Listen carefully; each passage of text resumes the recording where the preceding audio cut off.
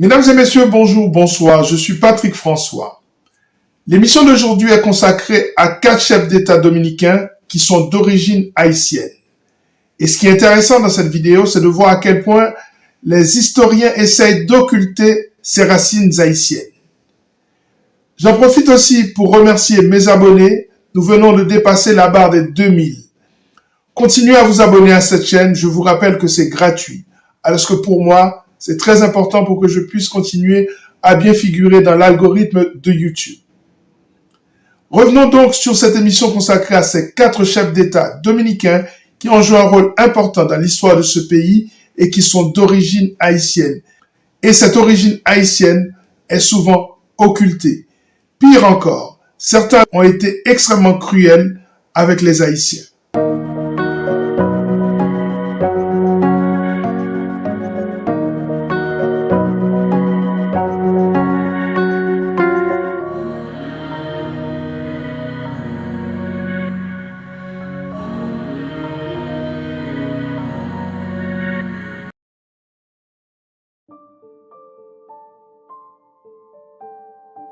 Beaucoup de gens ignorent que la République dominicaine a eu un quatuor de présidents d'origine haïtienne.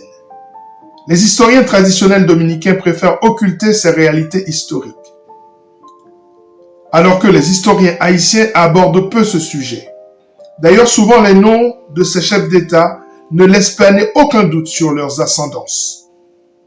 Ces hommes sont Gregorio Luperon, Ulysses Euro, Raphaël Léonidas Trujillo et Joaquín Balaguer. Ce qui nous intéresse ici, ce sont leurs histoires. Voici celle-ci.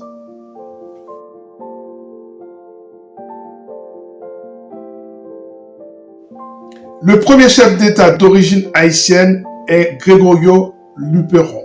Pour les Dominicains, Luperon. Les Dominicains savent qu'il fut président provisoire de la République du 18 décembre 1879 au 1er septembre 1880. Ce qu'ils ignorent pour la plupart, c'est son ascendance haïtienne. Pire, Luperon lui-même aurait discriminé ses voisins haïtiens. Selon le sociologue et écrivain Carlos Segura, à qui on doit des dizaines d'articles dans des revues spécialisées et plusieurs ouvrages importants dont la nouvelle immigration haïtienne, publiée en 2000, Une île pour deux, publiée en 2001, vers une nouvelle vision de la frontière et des relations frontalières, publiée en 2002, Gregorio Luperon fut le plus grand de nos libérateurs d'origine haïtienne du côté de sa mère. L'historien Emilio Cordero Michel a beaucoup travaillé sur les relations entre les deux peuples, notamment dans ses ouvrages majeurs La Révolution haïtienne et Saint-Domingue, publié en 1968, L'antianisme de Luperon, publié en 1992, Luperon et Haïti, publié en 1993. Dans un article de Clio Magazine, publié en 1995, il nous explique ceci. Bien que du côté de sa mère, Luperon avait une ascendance haïtienne, à certains moments de sa vie, il a exprimé des préjugés contre Haïti, qui ont émergé chez le peuple dominicain en raison du processus historique qu'il a vécu de 1849 à 1861. Pour rappel, la période dont parle l'historien correspond à celle où la succession a été particulièrement défavorable aux Dominicains. Ainsi, Charles Rivière-Héra va s'engager contre l'indépendance dominicaine. Il marche sous Saint-Domingue le 12 juillet 1844 afin de rétablir l'ordre.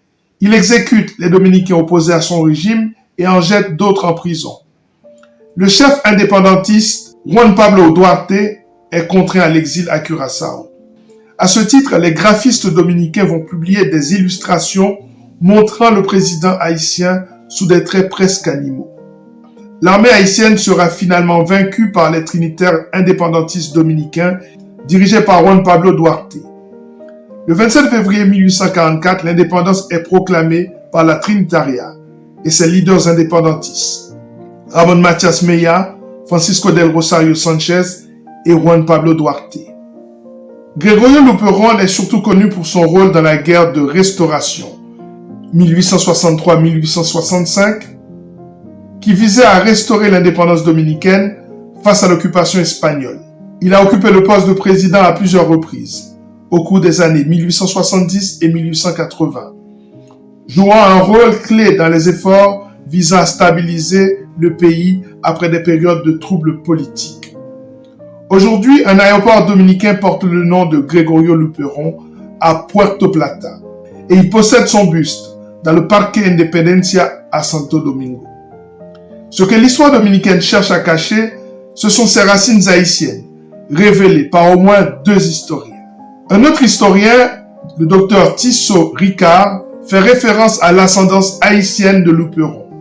En effet, dans Diario Hoy, il déclare « De 1863 à 1865, la guerre la plus populaire a été gagnée par des paysans aux pieds nus, dirigés par des généraux presque analphabètes, dans lesquels des Haïtiens dominicains tels que Huperon et Euro.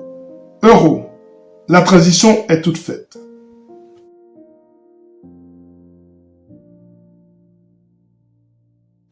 Le deuxième chef d'État dominicain d'origine haïtienne s'appelait Ulysses Euro. Ulysses Hilarion Euro Lebert, dit Lilis.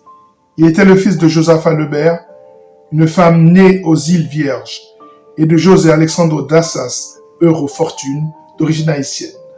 Le père de Lilis était un capitaine de l'armée française, fils d'un esclave noir et d'un planteur français blanc. Élevé par sa mère parmi les paysans haïtiens, Lilis parlait couramment le français, l'anglais et même le créole haïtien. Hilarion est un prénom typiquement haïtien qu'on retrouve d'ailleurs dans une œuvre majeure de Jacques-Stéphane Alexis, compère général Soleil, publié en 1955. Soit l'histoire d'Hilarius Hilarion, un jeune nègre infortuné de Port-au-Prince qui vole pour manger. Ainsi, ce n'est pas tout à fait un hasard que ce nom, ancré dans l'histoire et dans la culture haïtienne, soit le deuxième prénom de Lilis. Pour rappel, Lilis est né 1 an après l'indépendance dominicaine, soit le 21 octobre 1845 à Puerto Plata. Il a commencé sa carrière comme officier militaire. Il s'est distingué pendant la guerre de l'indépendance contre les forces espagnoles. Il s'est engagé activement dans la révolution de 1880 qui a renversé le gouvernement du président Buenaventura Báez. Cela a marqué le début de son influence politique croissante. En septembre 1882, Lilis a été élu président de la République dominicaine. Son mandat a été caractérisé par des réformes économiques et sociales, mais aussi par une certaine instabilité politique. Bien qu'il ait perdu la présidence le 1er septembre 1884, Lilis est resté une figure politique influente et a continué à jouer un rôle important dans les affaires du pays. Il a été élu à nouveau en 1887 et a gouverné jusqu'en 1889. Lilis est revenu au pouvoir en 1899, entamant son 3e mandat. Cependant, son gouvernement a été marqué par des controverses et des accusations de corruption. Il est assassiné le 26 juillet 1899, mettant fin à son règne. Lilis est une figure complexe de l'histoire dominicaine. Certains le considèrent comme un leader visionnaire qui a œuvré pour le développement du pays, tandis que d'autres critiquent son autoritarisme et sa gestion controversée du pouvoir. Son assassinat a ouvert la voie à une période de troubles politiques en République dominicaine.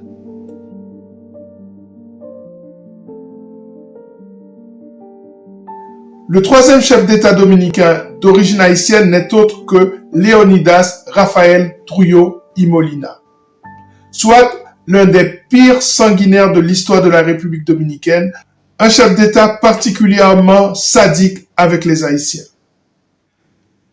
Le 3e président d'origine haïtienne n'était autre que Rafael Léonidas Trujillo y Molina, le plus grand dictateur du pays. Le dictateur sanguinaire tient son origine haïtienne d'un homme, Justin Alexis Victor Turenne Carrier Blaise. Cet homme, arrière-grand-père maternel de Trujillo, fut ministre du gouvernement haïtien de Nissage Saget, de 1869 à 1874. Et avant cela, il fut ministre du gouvernement provisoire composé de Nissage Saget, Victorin Chevalier et Sylvain Salnave. Il était également membre du Conseil des secrétaires qui gouvernait Haïti en 1874. Il meurt à Port-au-Prince en 1905. Pour rappel, en 1930, Rafael Léonidas Trujillo y Molina prend le contrôle du gouvernement après un coup d'État. Cet homme qui voulait blanchir la société dominicaine, comme il se poudrait la peau pour paraître européen, a établi un régime dictatorial caractérisé par la répression politique, le culte de la personnalité et la censure. Son régime était notoire pour sa brutalité et ses violences flagrantes des droits de l'homme. Trujillo a supervisé les massacres et les persécutions politiques, notamment le massacre des Haïtiens en 1937 sous le nom de massacre du Persil. Trujillo a été assassiné le 30 mai 1961, mettant fin à son règne autoritaire.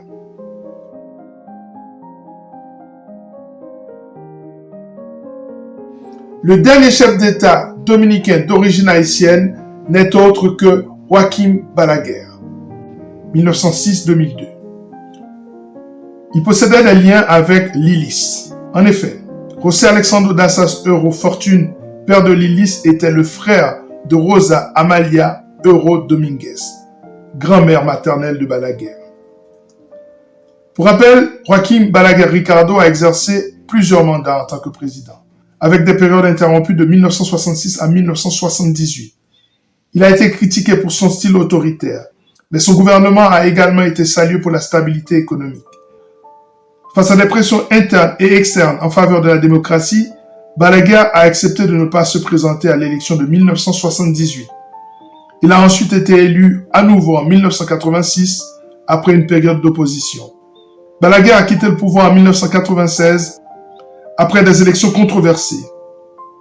Son dernier mandat a été marqué par des allégations de fraude électorale et il a été confronté à des manifestations populaires violentes.